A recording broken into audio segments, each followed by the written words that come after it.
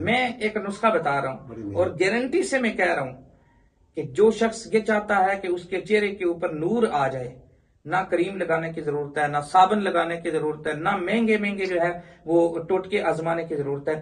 جو آدمی یہ چاہتا ہے کہ میرے چہرے کے اوپر نور آ جائے وہ نماز تہجد شروع کر دے. یہ جو بابے فجر میں ہوتے ہیں نا، نماز کے لیے جو بابے آئے ہوتے ہیں، ان کے چہرے کے اوپر نور ہوتا ہے، دیکھے نا تو دل کرتا ہے ان کو دیکھتے رہے.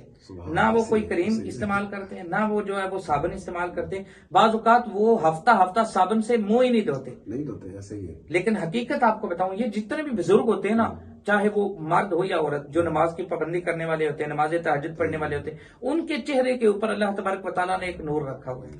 تو لہٰذا میں آپ کو ایک رنگ گورا کرنے والا ٹوٹکا بتاتا ہوں کہ جو یہ چاہتا ہے نا، بالخصوص ہمارے نوجوان جو یہ چاہتے ہیں کہ ان کی رنگت صاف ہو جائے، رنگ گورا ہو جائے، وہ نماز تہجد شروع کر دیں.